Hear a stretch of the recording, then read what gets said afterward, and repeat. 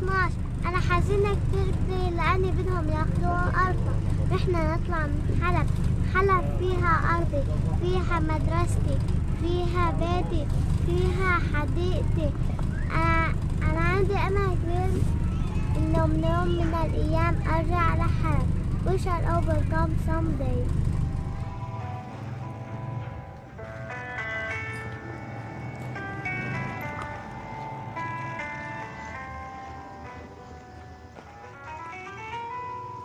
جينا نعيدكم وبالعيد بنسألكم ليش ما في عنا لا يد ولا زينة يا عالم.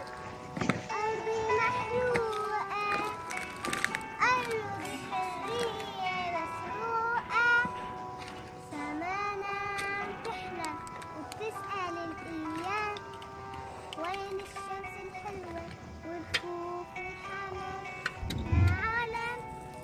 أرضي محروقة، أرضي حرية مسروقة، أرضي صغيرة مثل الصغيرة ودونا السلام وعطونا الطفولة، عطونا الطفولة،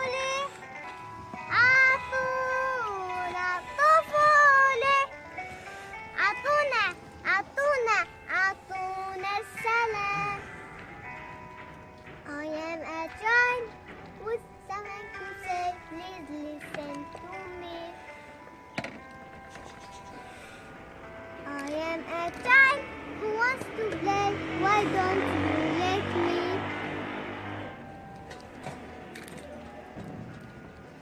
My doors are waiting, my friends are praying, small hearts are begging, give us a chance, a chance, give us a chance. اليوم الأحد 18.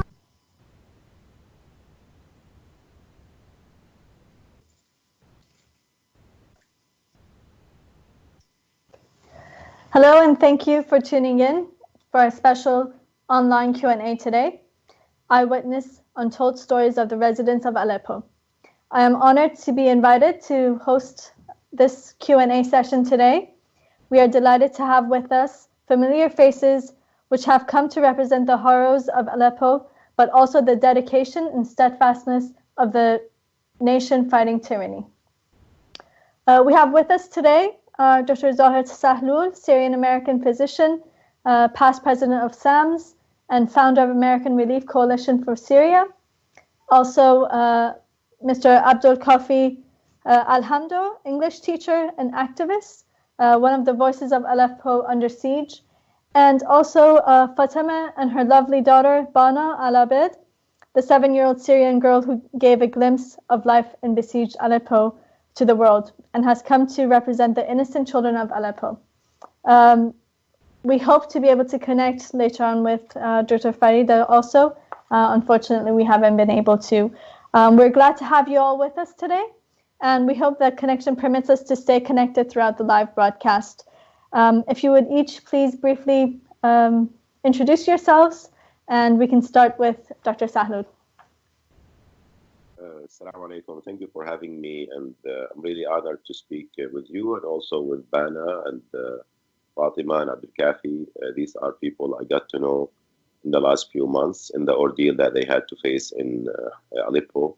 I'm happy that they are safe right now, especially Bana and her mother Fatima, and of course Abdul Kafi and everyone else in Aleppo. Oh, you're welcome, Bana. I'm a physician. I'm a critical care specialist from Chicago, originally from Syria, of course. I'm from a city called Homs in Syria. I've been in multiple missions inside Syria in the last 5-6 years, including 5 times in Aleppo. Last time I was in Aleppo was the end of June, early July, right before the siege, where I worked in a hospital called M10. This is a hospital that is underground, and unfortunately it has been destroyed a couple of months ago, and right now, of course, it's in the deserted area in Aleppo. I was part of the Syrian American Medical Society, still a medical volunteer in the Syrian American Medical Society. And this is an organization that is providing medical relief to Syria. We have multiple programs inside Syria. We have also healthcare programs for the refugees in Jordan, in Lebanon, in Turkey, in Greece. In Aleppo, we had multiple hospitals that providing healthcare to the locals. Last year, we were able to serve 2.6 million patients inside Syria and also in the neighboring countries. And also been very active in advocacy and media in the last few months around the issue of siege in Aleppo and the bombardment of the civilians. I wrote several articles, many interviews, and met with officers in the US government, in the Russian government, in the UN, and testified in the United Nations Security Council about the situation in Aleppo and areas under siege. Thank you. And also, Mr. Abdul Kafi, can you hear us? If you could also please briefly introduce yourself to our viewers.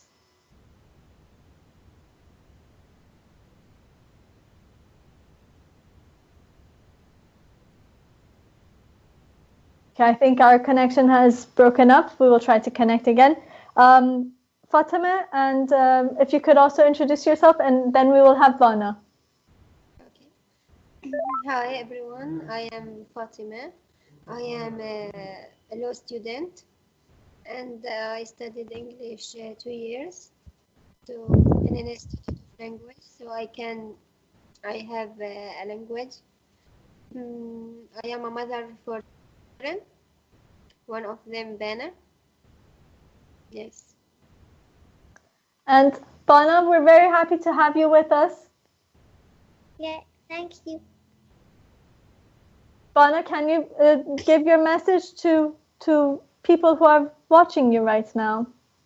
I think everyone knows you, so you don't need an introduction. Yes. I love you. We love you too. Hello, I am Bana.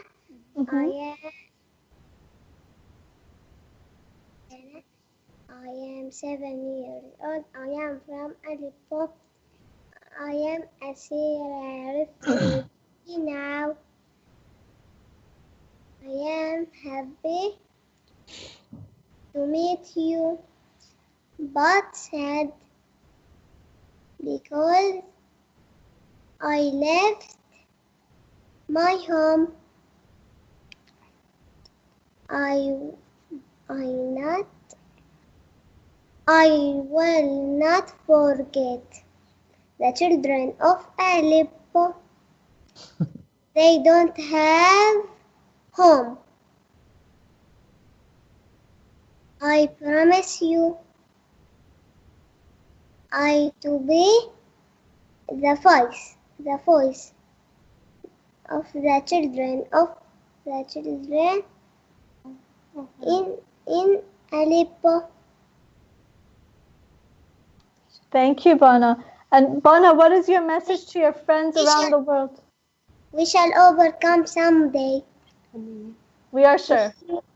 We shall overcome. We shall overcome. We shall overcome someday. Deep in my heart, I do believe we shall overcome someday. We are not afraid. We are not afraid. We are not afraid. Someday. Hand in hand.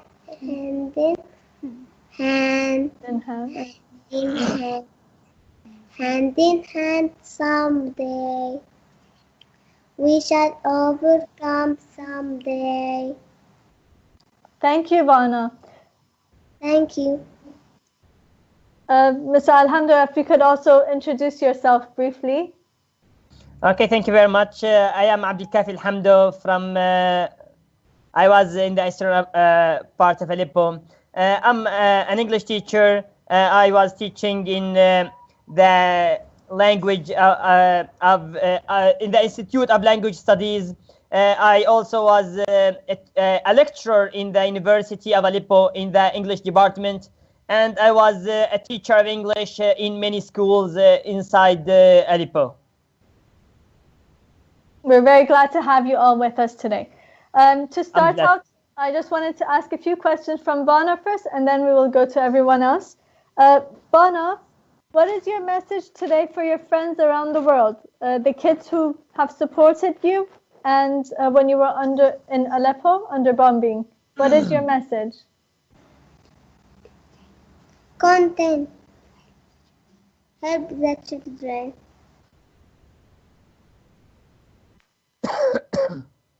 Thank you. And Bana, I also wanted to ask you something. What do you want to become when you grow up? From teacher. You want to become a teacher? I want to be a teacher. Okay. And thank you very much, Bana. Thank you. So my first question is directed to all of you. You were the voice of Aleppo in the past few months. What is your message to the international community and those who are active in social media and the demonstrations and actions in support of Aleppo? And what do you think was the effect of these activities on you and on others who were in besieged Aleppo? Fatima, if you could start with that question. Maybe Mr. Abed or Dr. Abed, they start. Leave me the lastest one. Okay. Well, any of you would like to take that question first? Abdul Kafi, since you were in Aleppo, I think. Okay. Thank you very much. I think all of you know that we lived a very difficult months inside Aleppo. Maybe a month in Aleppo equals years outside Aleppo, according to what we lived there. First of all, we thought that all the world, forgot us, and we are abandoned inside this part, this forgotten part in Aleppo. But to be frank, we saw a huge solidarity from a lot of people, from a lot of media, from a lot of activists around the world. We couldn't find that solidarity from politicians, but this is not important. What is important is human beings. So when we see many, the demonstrations all over the world supporting us, this gave us hope. This gave us, a hope of life, and we could live in that horrible situation. Without this solidarity, we might surrender. We might be weak, maybe earlier than this. But with their solidarity, we became strong until the last moment when we get out of Aleppo. Yes, thank you. And also, I wanted to ask you something. What is the current situation of those who have been evacuated from Aleppo and people in other regions of Syria right now? I know that yesterday you sent a few messages out regarding a family, both you and Fatima, regarding people who are in great danger today as we speak. Okay, I think those people who are evacuated from Aleppo are in very difficult situation. Some people could find houses. I'm living in a house, yes, but a lot of people are in camps in this cold, in this winter, in this harsh winter. They are, some of them really got sick, and I heard about that 5 people died because of sickness, because of the cold. It's very, very difficult. So all people went out of Aleppo without anything, with only their clothes on their bodies. They don't know where to go. They just went out, but where, they didn't know. Some people who stayed in Aleppo, who went to the regime areas, were arrested, and some of them were killed. by the regime, by the Assad forces and the Iranian militias.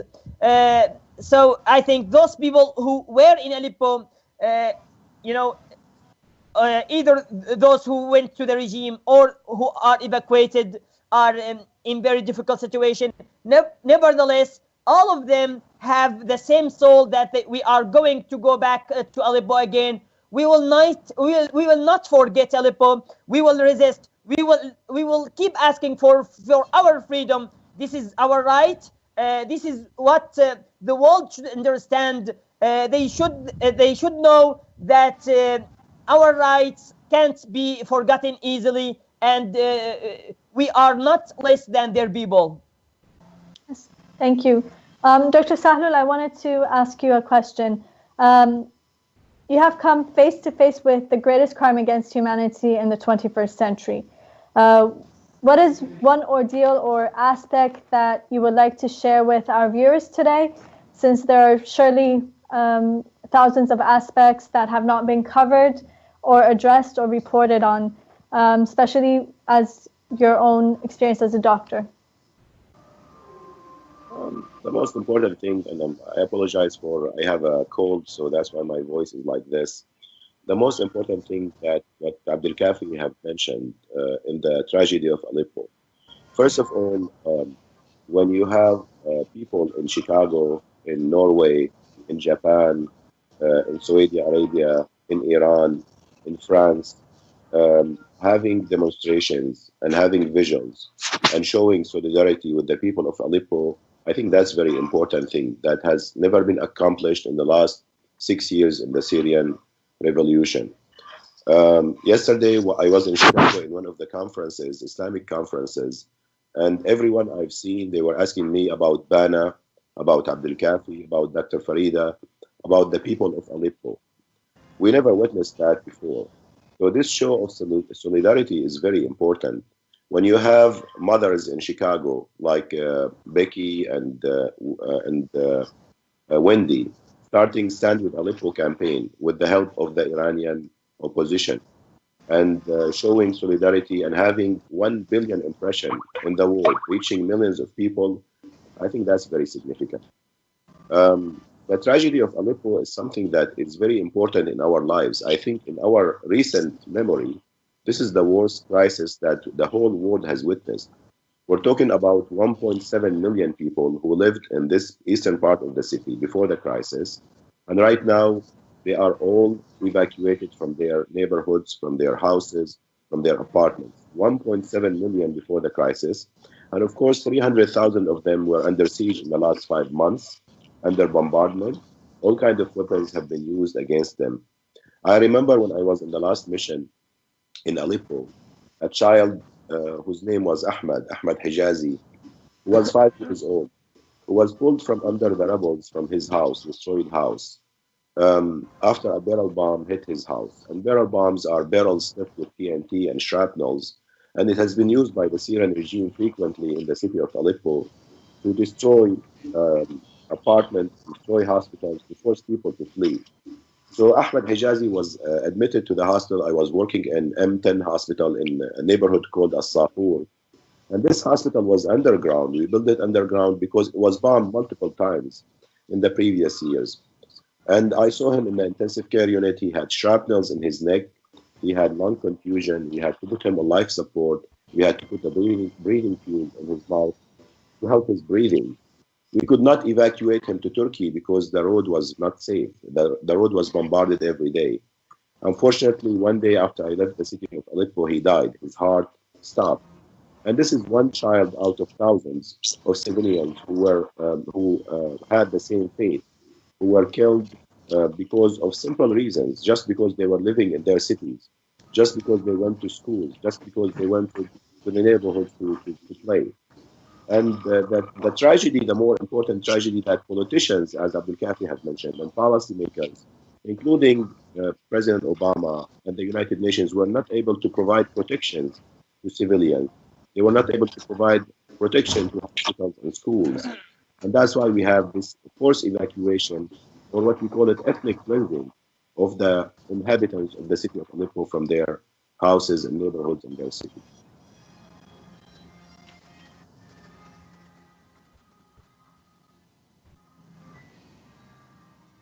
I think one more important thing to say that 5 months ago, one of the candidates for the election in the United States, his name is Gary Johnson. He was asked on TV about what do you think will happen in the city of Aleppo. That was 5 months ago. And he said this very famous now statement. He said, "What is Aleppo?"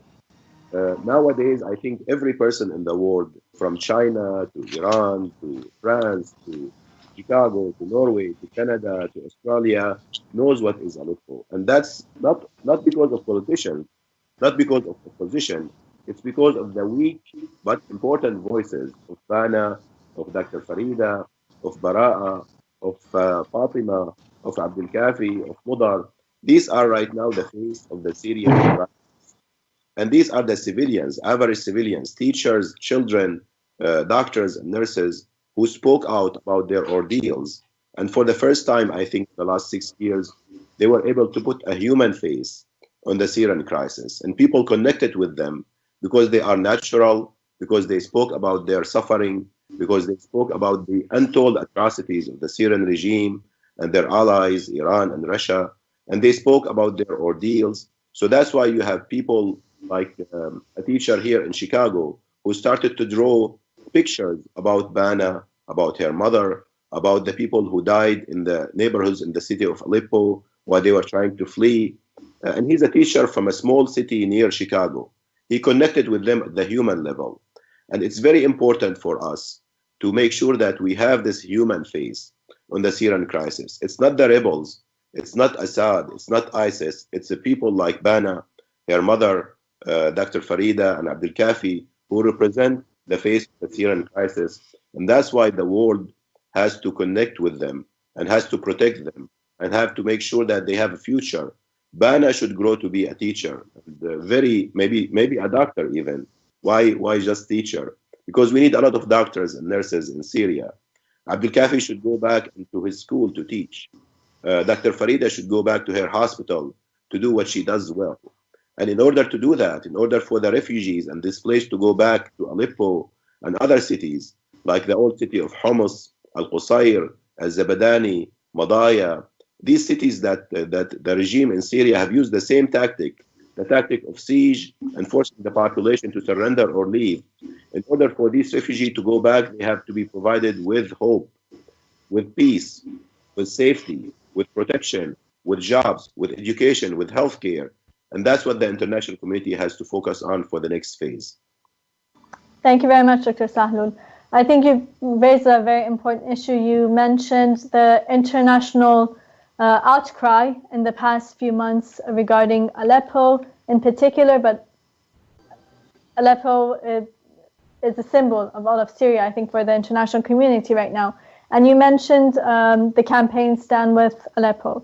One of the things while working with this campaign or monitoring this campaign, what was very interesting for me was the fact that, as you mentioned, there were people coming in from around the world to show their support and solidarity, from Japan to Brazil to really every corner of the world. People were getting involved to be able to stand by the people of Aleppo and show their solidarity and support. One of the things that really caught my eye was a few letters that came in from political prisoners from Iran to the brave people of Aleppo. What really touched me was the fact that these people were in the clutches of the regime, a brutal regime who is playing a very important role in the suppression in Syria and the devastation there. But despite that, they wanted to show and voice their solidarity with the people of Aleppo. In one of the letters that they had written, in one of the letters that they have said, from inside prison, we tell the heroes of Aleppo who have heroically withstood 15 months of bombing and siege, your endurance, fight, and resistance, despite all the pain and suffering, serves as a new role model for determination to take control over one's destiny. Your determination will change the region and global balance of power, with its signs already emerging. They go on to add, although we are in captivity and subject to suppression by those who are killing you, please accept our sympathy and know that we are standing by your side. ironically, we are being held captive in our own homeland, and the same way and for the same reasons you are being slaughtered in yours. This is the message that Aleppo's steadfastness has had for political prisoners in Iran. And I wanted to ask you, what is your response or what is your take on this issue? Or what is your response to them if their families hear your message and can convey it to them in prison? I mean, first of all, I would like really to thank everyone who stood with the people of Aleppo, with the people of Syria in the last 5 years, especially the people who are oppressed and the prisoners, the political prisoners in Iran. When they send this letter showing solidarity with the people of Aleppo, it's very important and dear to us, to our hearts. I hope, first of all, that they will be freed from their prison. I hope that their family will enjoy seeing them and be with them in the near future. I hope that this oppression that has been started and by the Iranian regime in Iran, Iraq, and Syria will one day be removed. And I think from us, the Syrians who suffered because of the brutality, extreme brutality of the Iranian regime, we share the same values with the Iranian people who are under the same oppression. And we appreciate what you are doing to help us. We will be there for you, and we will never forget that you stood with us at this important time in our history. We will never forget that we have people like yourself, like people in Iran, who stood with Anna, with Abdel Kafi, with the people of Aleppo. And one day, hopefully, we can unite together in building the future for the children in Iran and the children for Syria and the children of Iraq. What we hope is really that peace will be established in Syria, Iraq, and Iran, another place where people have to grow and they have a future and hope. When you have chaos, when you have destruction, when you have brutality, when you have oppression, then you have extremism, you have sectarianism, you have less of hope, you have all kinds of problems that comes out. But when you have hope, when you have peace, when you have people working together to build a future, then that's when you have really the real building of a nation. Fatima, would you like to add anything on that? Okay.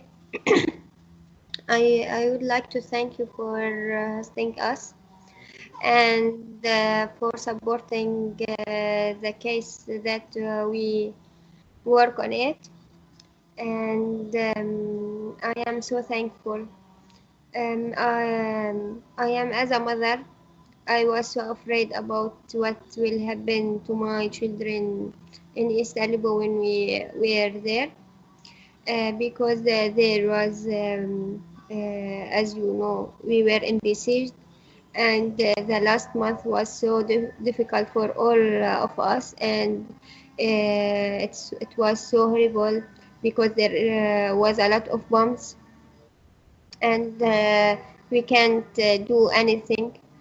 As a teacher, I was a teach young children, so all schools, no one can go to there because it is targeted by bombs. So, and as the doctor mentioned, that hospital also targeted. So everywhere it's not safe. Now I hope the best for the future. I hope it's the ceasefire work in Syria and all children live a good life, and we can see their future, because all the children are good. They are not bad. They don't have any hate for anybody. They just want to live in peace. And our message was talked about the voice of all the children. They want to be like all the children in the world, not else. So I hope it's succeeds. And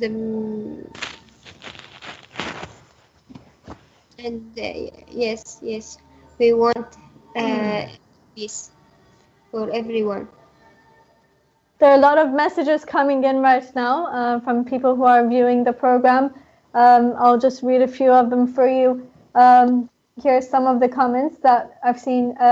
Wendy Whittam, which Dr. Sahoul actually pointed to, has stated, Bana is our generation's Malala. Or Yasser Ashkar, he has said, Dr. Sahoul, Free Syrians appreciate your great efforts together with your colleagues in SAMS. So we wanted to share that with you. And we stand with Aleppo and Syria always. Another user has said, we stand with you and share your pain. Vicky and Mark, we will always stand with Aleppo and Syria.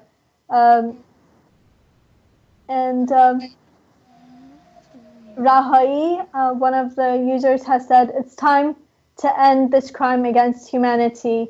And everyone is sharing their messages with you and thanking you for being a part of this. On our next question, I wanted to address our next issue. In my heart. Aleppo is in my heart. I miss Aleppo. I'm sure that Aleppo will be free one day soon, and you will be able to return to Aleppo and to be able to live and rebuild Aleppo, you and your generation. Thank you. You're very welcome. Speaking of the situation in Aleppo, Mrs. Bajavi, President-elect of the NCRI, has called Aleppo the eternal symbol of resistance and an inspiration to the people of the region and all freedom-seeking people striving to liberate themselves from tyranny and also from the oppression of the religious dictatorship ruling Iran and its mercenaries. As citizens of Aleppo and also Syria, what is your message on the continuation of this resistance against tyranny, especially since we're very happy to hear, as Fatima mentioned, the news regarding a ceasefire in Syria? Please, whichever, Mr. Alhamdo, if you would like to take that question.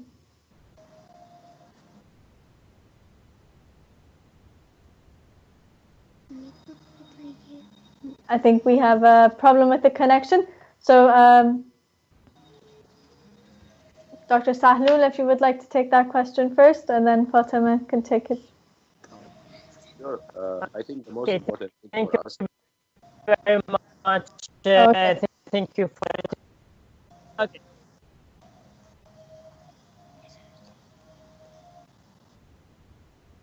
Mr. Alhamdo, please go ahead. We have your voice. Yes.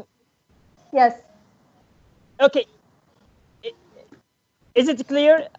Yes, we hear you. Is it now. clear? Yes, it's very good. Okay, that's good. That's good. Okay, I think 5 years of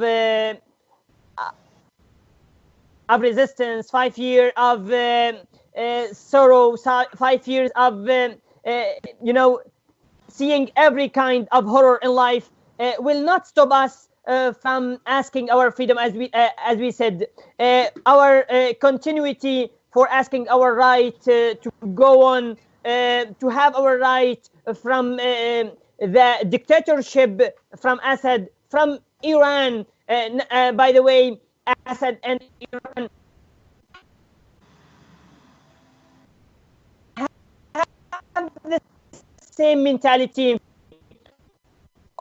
upon their, on their, can't give up simply. We can't forget those people who passed away asking and seeking for freedom. We will keep asking for our right to go back to Aleppo, not only to Aleppo, but to take over all Syria again, to the way of freedom, to the way of the right to speak when you want, not as we lived before, because those people who know Syria before the revolution know that we didn't live as a normal people, no, but we were like slaves. This is what Assad and his family, and of course, and his masters in Iran want us to live like slaves. So when we went with this revolution, we didn't want this destruction to happen We didn't want this war to happen. We didn't want those to pass away. We want just our freedom. In the Assad family made this destruction in Syria for us. Now, even after this, that is said by Russia and Turkey, yes, it might be a ceasefire for killing, it might be a ceasefire for targeting areas, but it's not ceasefire for asking, for speaking, for resisting against the Assad dictatorship and his family.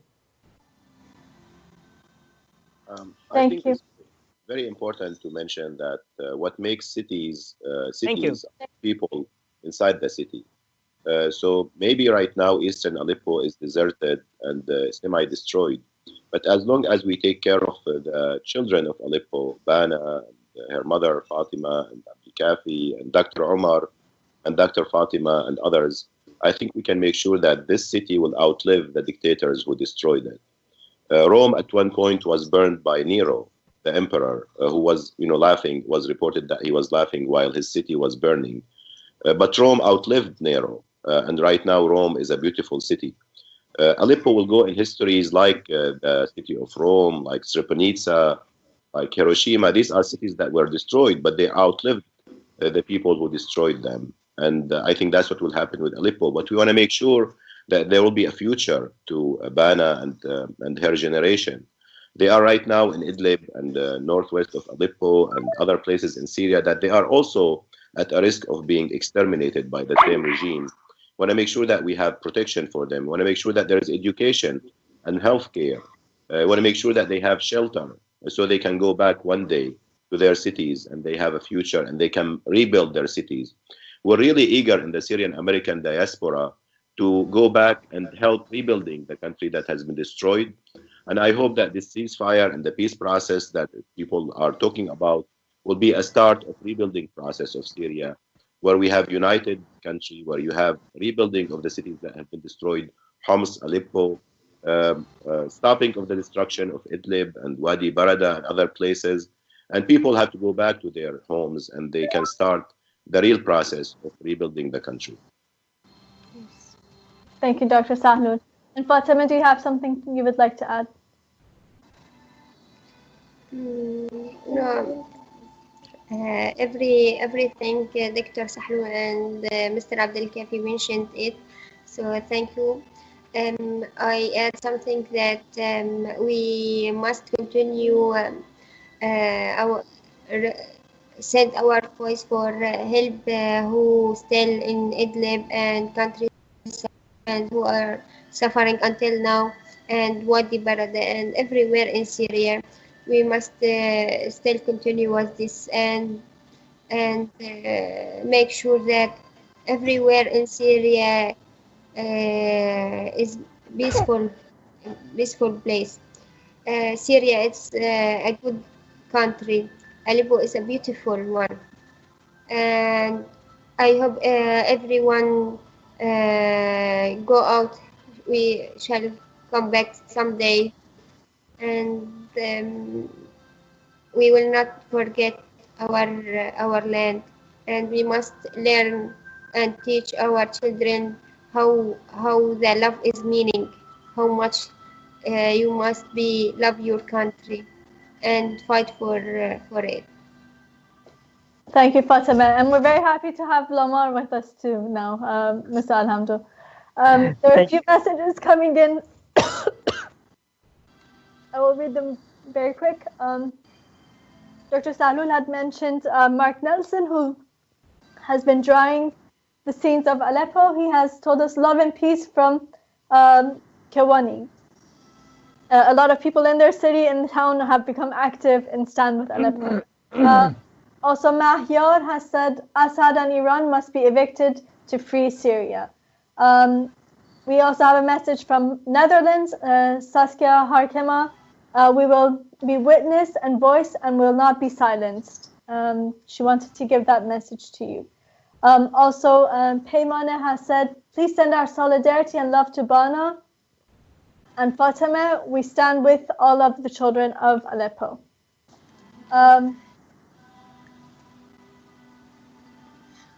Another person has said, you are heroes, love from Algeria. This is from Fatima Zohra Gesmia. Susanna Silanpa, standing with you Syrians and praying for you with love from Finland.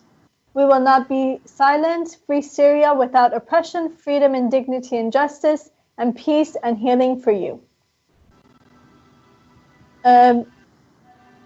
Wendy Widham has said, please ask Mr. Alhamdo to give Lamar a hug from her friends in Chicago. So everyone is very happy to have Lamar with us right now, Mr. Alhamdo. Also, thank you for inspiring us with your courage. Also, Janet Phelps, thank you for your inspiration to the world. There are a lot of messages still coming in, and we'll try to share them with you in between the questions once they come in. One more, sorry.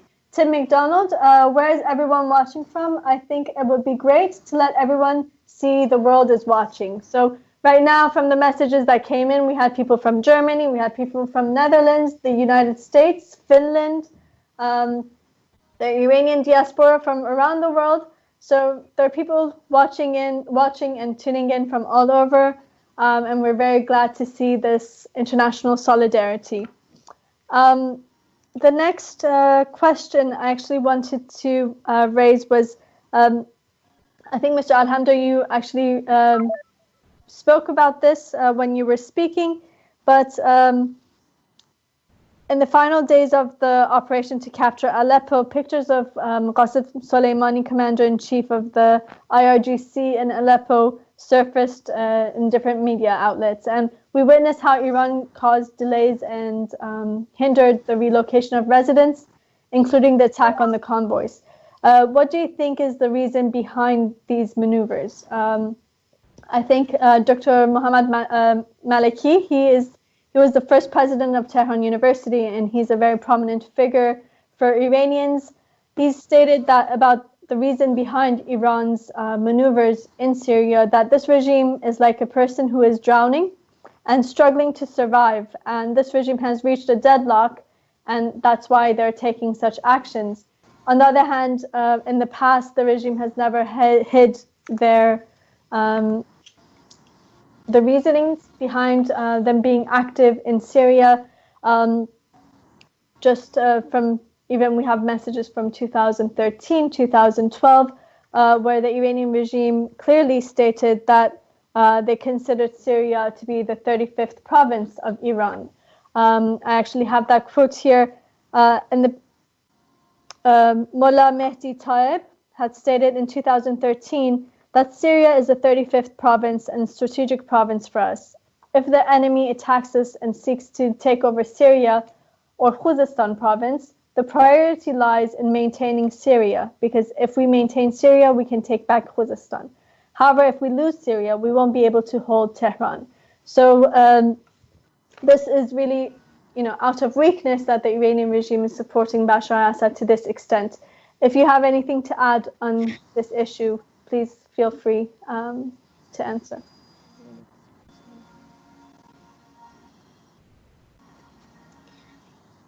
Who would like to take the? You could please go ahead. Okay. Okay. Thank you very much. By the way, the Iranian and Assad regime, position towards the people, Iranian people and Syrian people, is the same. And I think the Assad regime is not more than a toy in the hand of the Iran and Iranian politicians. By the way, all of us know that maybe one officer in Iran can do a lot in Syria more than the President Assad, who is not my president at all anymore, because now they have the power on Syria more than the Assad himself. Of course, I think that all the world should take these statements into consideration when when they make conferences, when they held a meeting in Security Council, but they always concentrating on terrorism and such things, such Trojan horses that are made by Assad, that are made by Iran, just to fight people, to oppress people, to kill people, in the name of always in the name of fighting terrorism.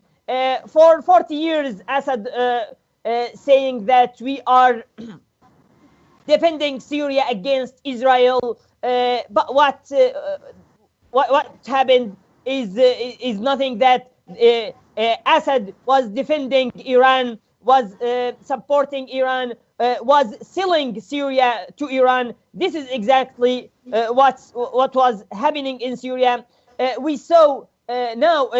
I think now it's clear for all people. Now, all the negotiations, all the talks is with Russia and Iran. This means that Assad has got no place. He's just a toy in front of some people, but he can't do anything or say anything without Iran and with Iran words.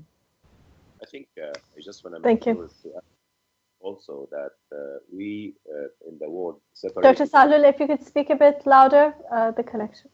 We should separate between the Iranian regime and between the Iranian people.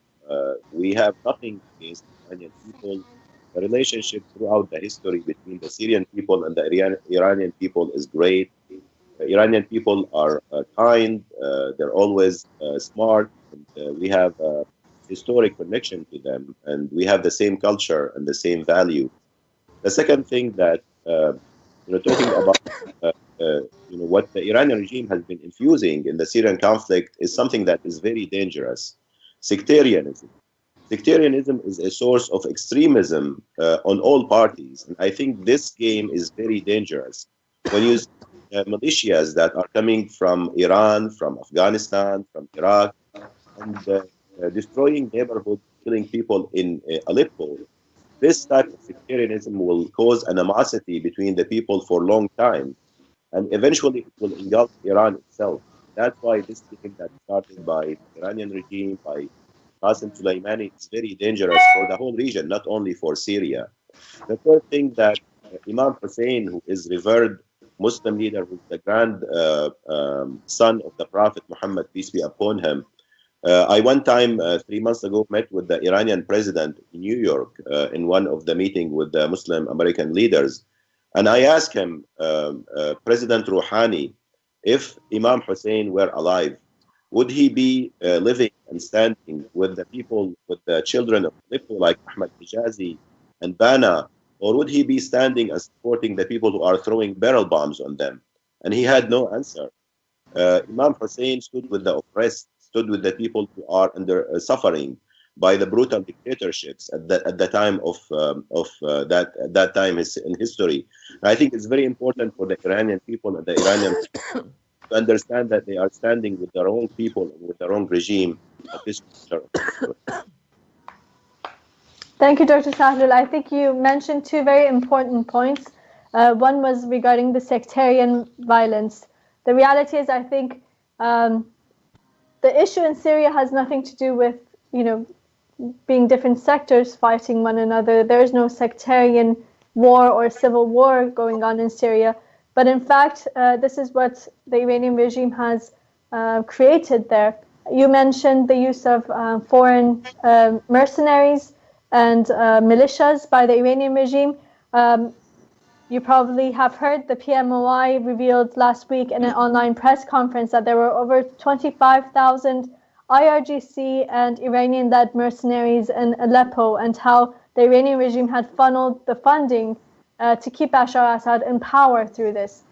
We also saw a video which had surfaced this week from a few days ago in Aleppo, where there were actually Iranian, Afghan, Lebanese, Pakistani, Iraqi militias linked to the Iranian regime who are chanting that we stand behind Khamenei and we stand behind Qasem Soleimani, and this is the source of the chaos in the region, and this is the destabilizing force, which I think the Syrian people have made clear that, someone who is creating this as the source of the destabilization can't be part of the solution on the ground. Mr. Alhamdo, you wanted to add something? Yes. Once one of the Iraqi militias was, arrested and was captured by the rebels. And my friend saw him and asked him, "What made you come here?" He said that Iran, pay to us $1,500 per 2 months. This means that $700.50 per month, and this makes me come. Why shouldn't I come? I will not make this money in my homeland for months. I asked him. My friend told me that. This means that it's not related to some religious logos or mottos that, as Iran and as Assad says. He said, no, all what we are interested in is money. The money that I'm taking here, I'm sending to my family in Iraq to live upon. So this means that these people are sent to Syria are not more than mercenaries. Exactly. And also, you also raised the issue of Rouhani. Unfortunately, we saw that Rouhani himself, the so-called moderate president of the Iranian regime, called Bashar Assad to congratulate him on the massacre of the people of Aleppo. And he vowed to stand by the side of Bashar Assad to the end. He also called for the continuation of the killing of the people in Aleppo, and he criticized those who had called for the evacuation of civilians from Aleppo. And unfortunately, the Iranian regime's lifeline depends on such crimes against humanity. We have a few other messages coming in. I will read that really briefly, and then we'll go to the next question. Nariman Mikdad says, Syria needs a big help. We ask God to be with you and with all Syrians. The NCRI's Women's Committee has stated, we laud the resistance of the Syrian women and children and those who never bowed down to the dictators in Syria. Syria will be free, Iran will be free, and the next generations will lead a better future. Amy Carrier has said, beside our prayers, love and light, what can we do to support you? That's their question. Also, we have a question from one of our viewers on Twitter. We are very grateful for your voices. We support the freedom that Aleppo and Syria deserve. Prayer for you from the United States. We also have a message from Kianush Yazdani. The Iranian regime has spent tens of billions of dollars of the Iranian people's wealth in order to maintain Assad in power. Horam Khan, I love Syria people. May Allah protect all Syrian people and children. Wendy Whittam has asked, is Mr. Alhamdo sick? He needs to take care of himself as much as he can. The world needs your voice. So that's her message to you. Mark Nelson has stated, murdering children is always a crime. Maya Motavali from Norway, dear Bana, on behalf of the Union of Iranian Democratic Youth Association, I would like to say that you are a true inspiration. You and all children of Aleppo are in our hearts, and the youth of the Iranian resistance will stand with you until the day you return to free Aleppo. So these were some of the messages that we've been receiving. One more, Michelle Taylor, stronger than I could ever imagine, with love. So you're very welcome. There was one other issue I wanted to raise, and that was that the UN General Assembly actually has given a resolution on, one moment, on December 21st. The UNGA adopted a resolution to establish an independent international mechanism to investigate war crimes in Syria. This is an important step taken by the international community. What are your views in this regard and the importance of ending impunity for criminals like Bashar Assad or the Iranian regime? If we could have your response on that. Dr. Sahoul.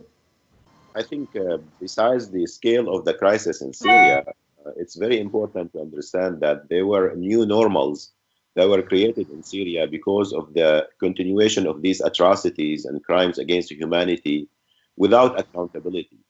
So when you have a Syrian regime and its allies killing more than 750 doctors and nurses, bombing more than 400 hospitals, using chemical weapons more than 168 times, using siege around communities, at least 1 million people right now under siege, not only in eastern Aleppo that right now is completely evacuated, but we have people under siege in East Al-Ghouta, in Wadi Barada, in Madaya. We still have children dying in Madaya because of malnutrition or because of injuries and they cannot be evacuated. We have people under siege in Al-Wa'ar district in Homs, in Arrestan, in Talbisa, north of Homs.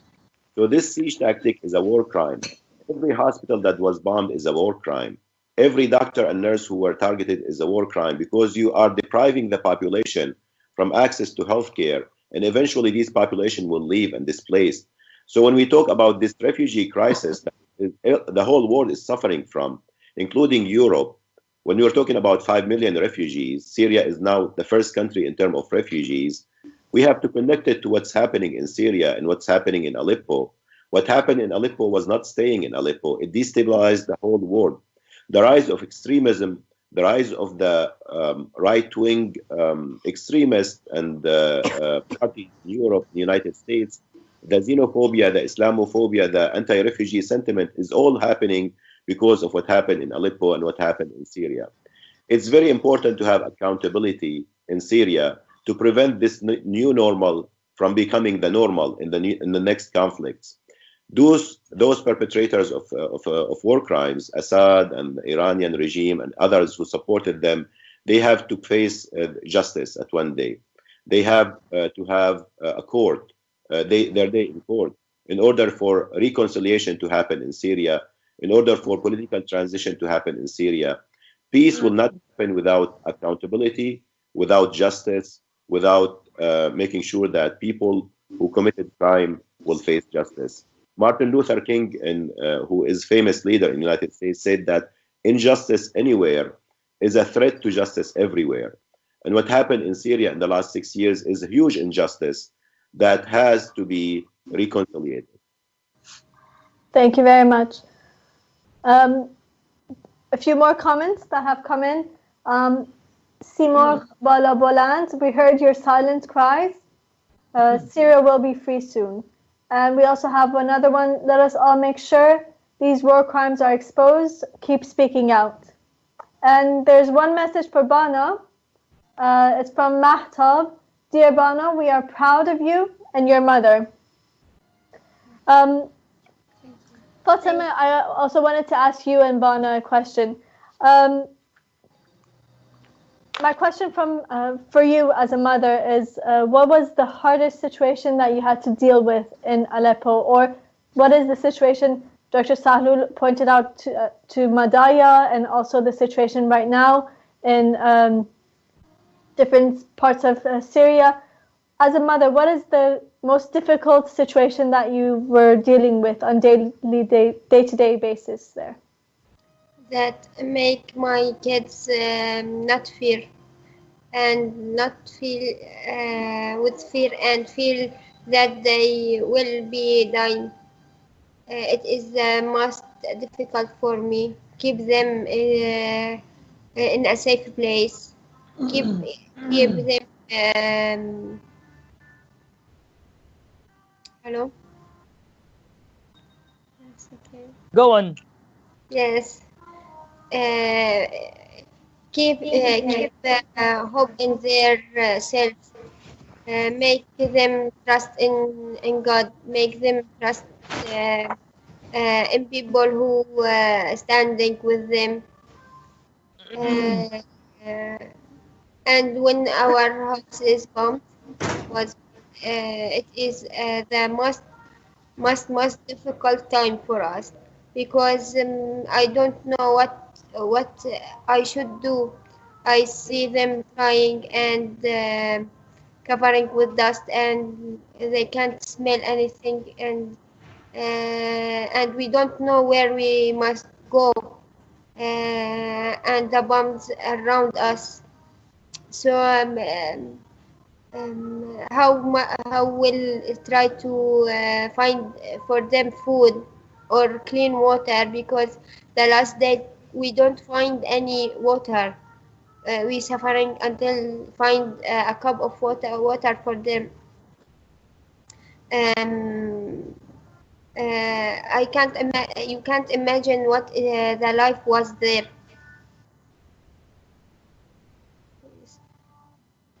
It's, uh, uh, when they feel with fear, it is a not just a falling bomb on them. Thank you, Fatima. I have two messages for Bana. I wanted to say one is from Elizabeth Betten. She's from Netherlands. She said, "Dear Bana, I wish you the most beautiful future as a teacher in Aleppo, and I'm convinced you will be. Love from Netherlands." And Dema Kazkak says, "Stay strong, Bana and family."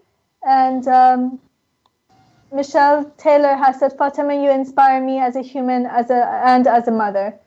And they've said your story will be told. Bana, after coming out of the siege, what was the thing that you missed most? And what were you happy to be able to do now that you couldn't do in Aleppo?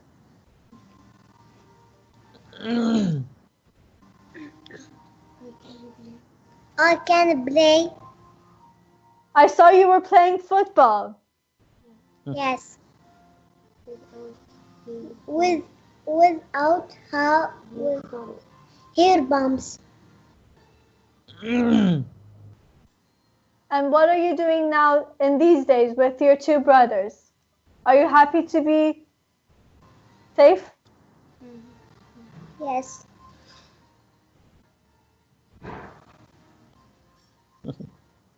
Okay.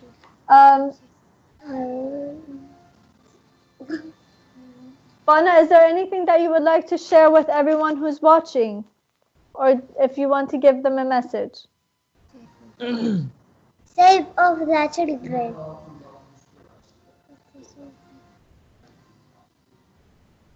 I know that you're an inspiration to many, as you saw in the messages, and everyone will do their best to be able to help the children of Aleppo and the children of Syria, because you are the future of Syria yourselves. Yes. Thank you. We also have a few more messages coming in. Vicky and Mark. Fatima, thank you for letting Bana open a Twitter account. This is what opens my eyes to the situation of Syria. And Amy Carrier says, "Thank you, Fatima and Abdul Kafi, for protecting and showing your children to the world. Children will open the hearts of this world, and thank you for everything you have done." Jeff Reed, "We can't wait to meet you all in person one day, hopefully soon." Nasreen Izadi, "By expelling the Iranian regime from the Middle East, peace and prosperity will reign." Janet Faust, "So happy to hear your voice again, Bana." Mahyar, dear Mahyar has said, "Dear participants, we look up to you, your extraordinary bravery and courage. If not giving in to the bloodthirsty dictatorship in your country, we will help you to free Syria and pray for you." Also, Saskia Harkema, the agony, Anne Frank felt while I read her diary." So these are some of the messages that we have coming in. And I also wanted to ask you, what is your request from our viewers and those who hear your voice today? If you could give a message to the people who are watching us today. We could start with Dr. Sahoul. I think this is a very important question because things have not been done by the evacuation of people in Aleppo in Syria. And sometimes, people are attached to a cause because you have a specific mandate. And our specific mandate as the citizens of the world in the last 5 months was to protect Bana and Abdul Kafi and Fatima and Dr. Farida. We were not able to do that. They were evacuated right now, but things have not done in Syria. So first of all, we have to keep the pressure on our policymakers to make sure that there is a future for the children of Syria.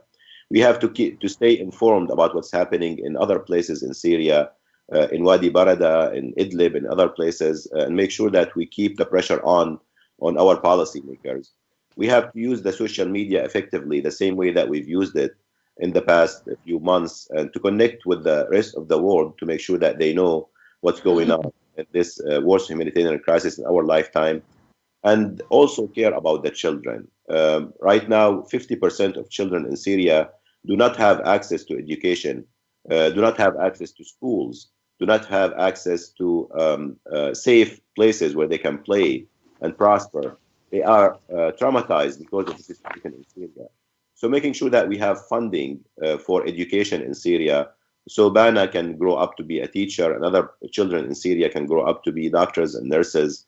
We want to make sure that the hospitals are rebuilt, the schools are rebuilt in Syria, and that there will be the future for the people who are right now are refugees.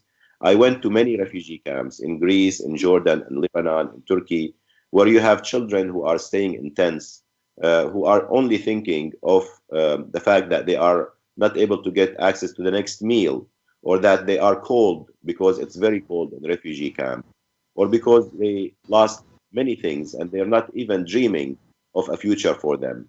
We want to make sure that children in Syria, and they are right now in refugee camps or displaced in Idlib or other places in Syria, will have the possibility of dreaming for future for themselves. And this is a collective effort that the whole world has to participate in. Thank you, Dr. Sahoul. Mr. Alhamdo, if you could also add your message. Yes.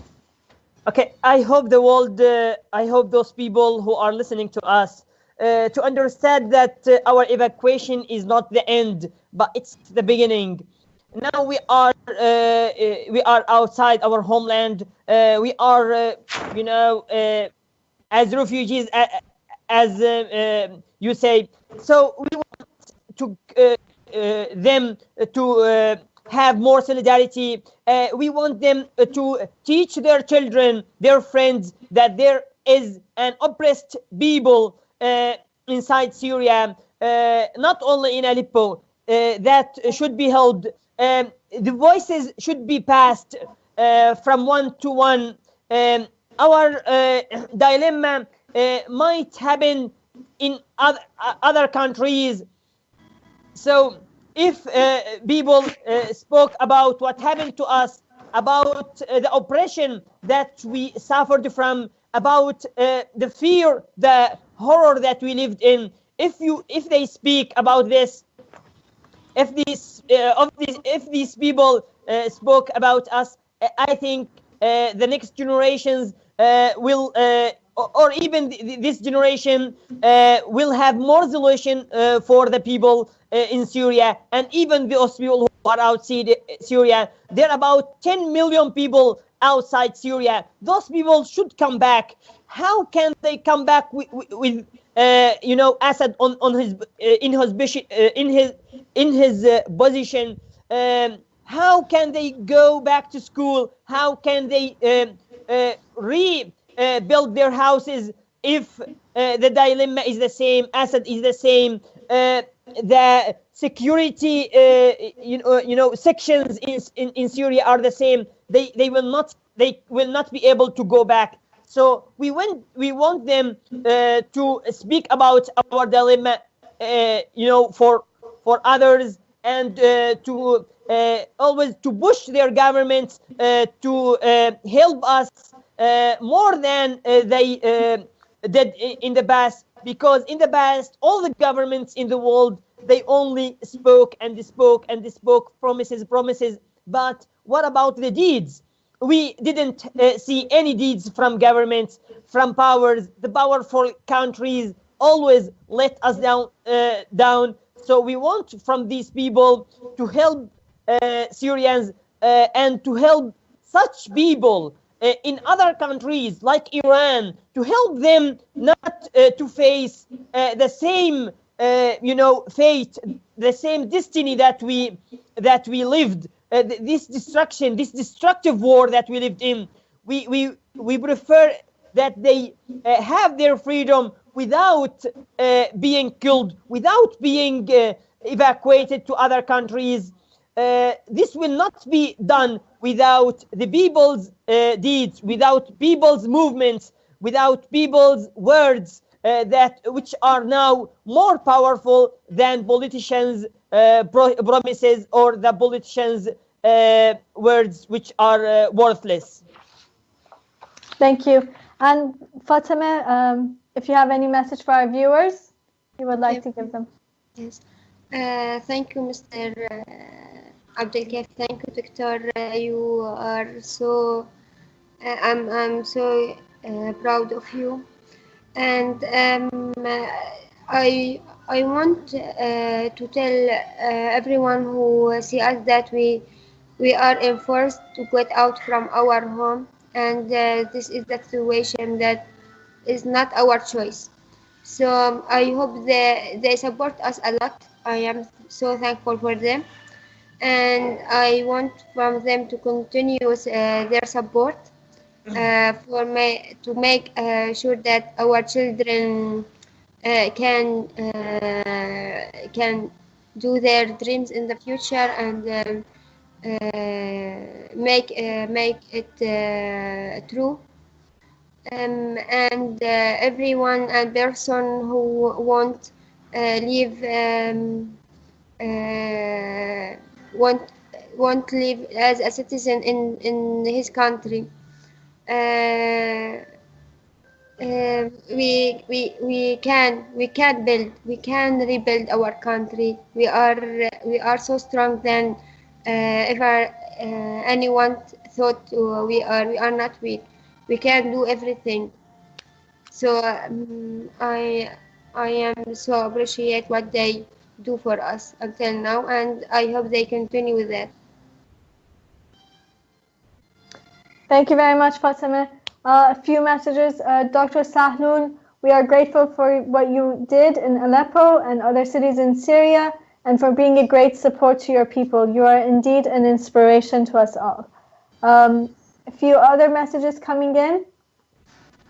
Amy Carrier, this is what I am doing, Mr. Alhamdo. We must all continue to tell your stories and teach the world. Thank you. Vicky and Mark, love from the UK. We want a free Syria, Aleppo.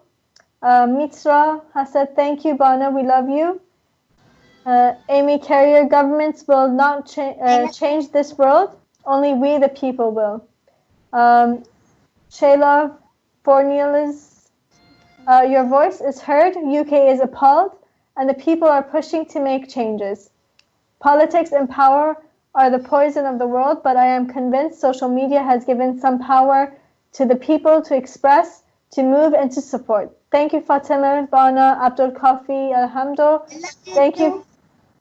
They love you too. Thank you for opening our eyes, and please trust in a new era. Janet Fouts, we will continue to support the people of Syria. Mohammad Rifai, proud of you, Zahir. Susanna Silampa, proud of you, Dr. Sahoul. So these are some of the messages coming in. There are many others. Sorry if I wasn't able to read them all for you. One moment. There's one message that they...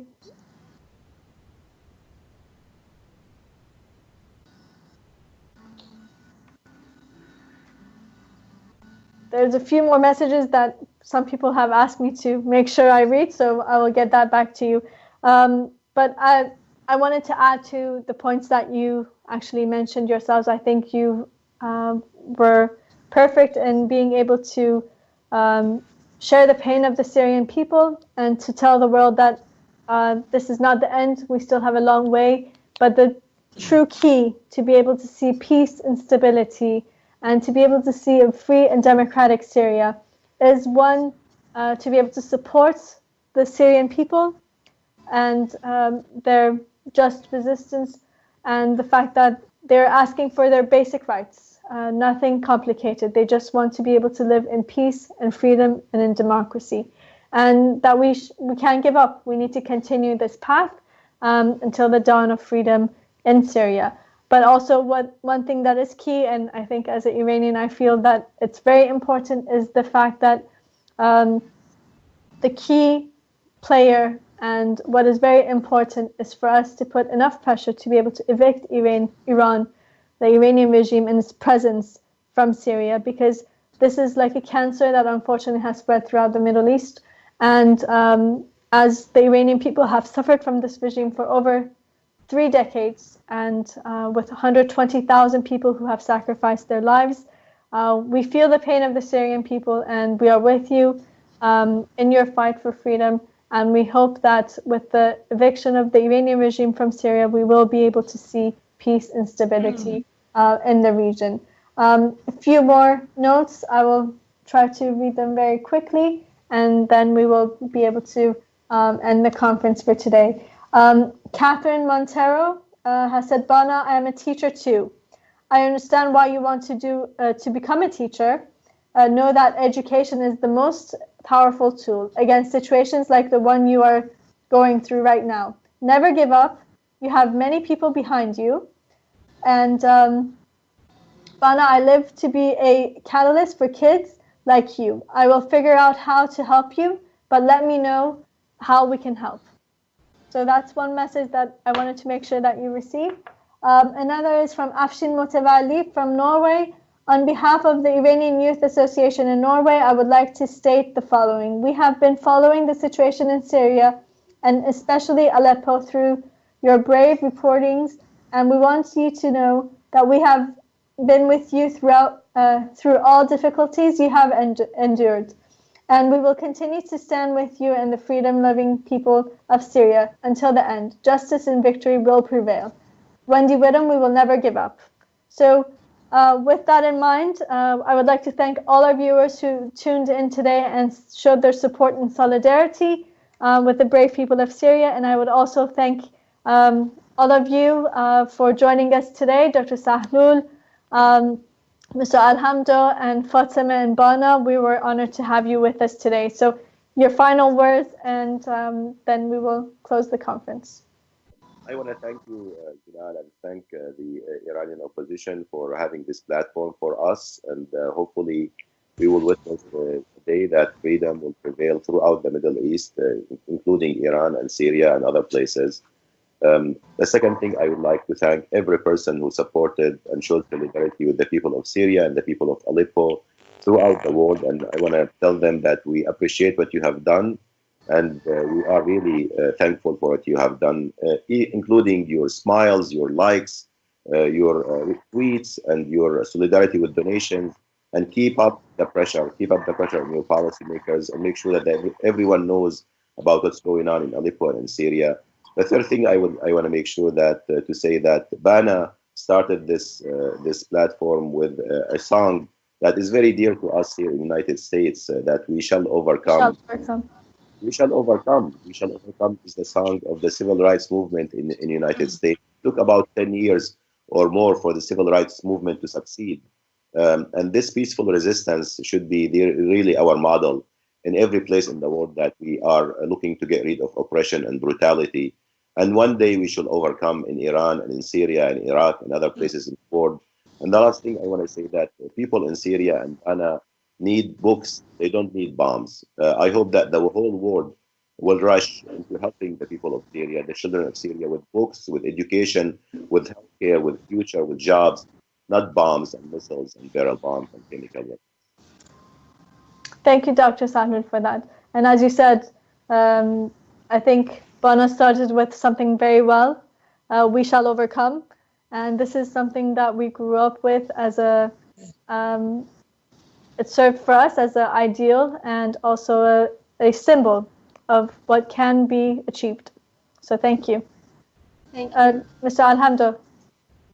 Thank you very much. Thank you for this conference.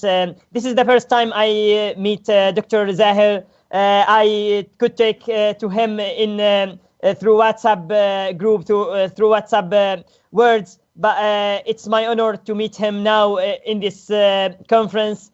I'm so proud to be on your TV. So what I want to say for all those people who are our listeners, that we are so proud of you. You did a lot for us. You saved dozens of thousands of people's lives in Aleppo, and you can do more and more. Don't say that I'm one person and I can't do anything. No, everyone in this life can do a lot. Everyone has got a lot of power to change this world. So I hope that they can do a lot to help the Syrians, and they push them to have a very future, better future. For me, I will go back to teach my students, to teach them how to be free people, not to be oppressed by anyone, to speak what he wants in the right way. I will keep teaching my daughter to be as a free girl, to be a good girl in the future, and like Bana, she was like her mother.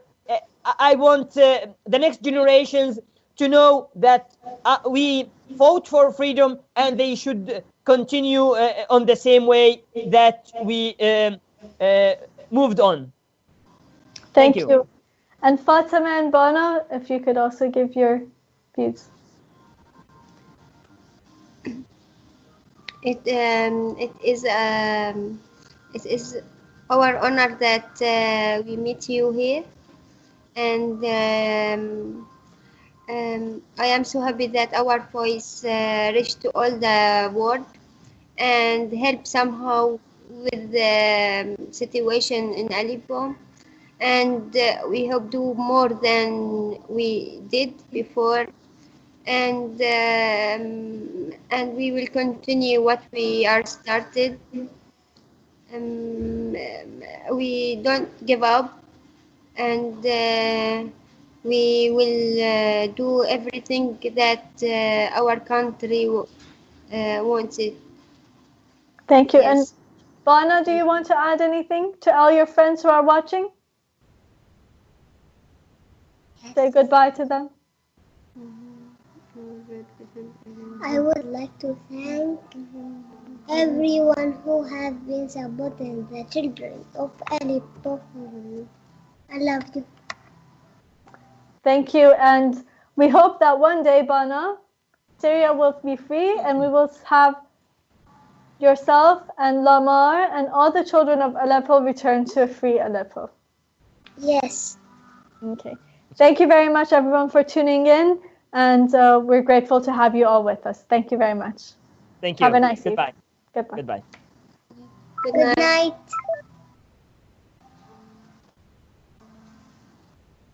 أنا حزينة كتير لأني بدهم ياخدوها أرضا. نحنا نطلع من حلب. حلب فيها أرضي، فيها مدرستي، فيها بيتي، فيها حديقتي. أنا عندي أمل كبير إنه من يوم من الأيام أرجع لحلب. We shall overcome someday.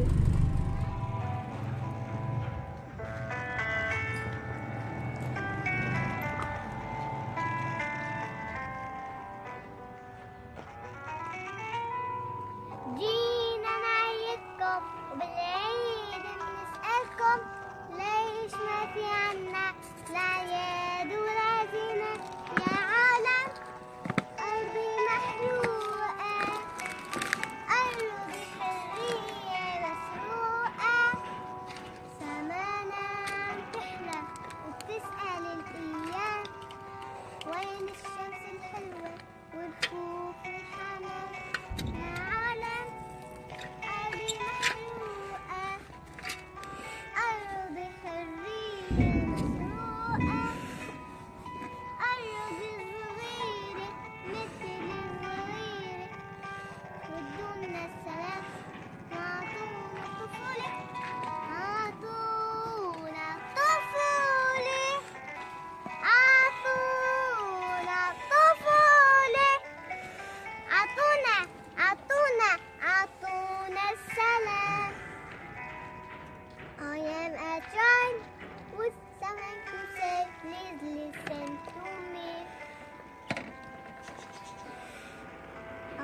am a child who wants to play. Why don't you let me? My dolls are waiting, my friends are praying, small hearts are begging, give us a chance, a chance.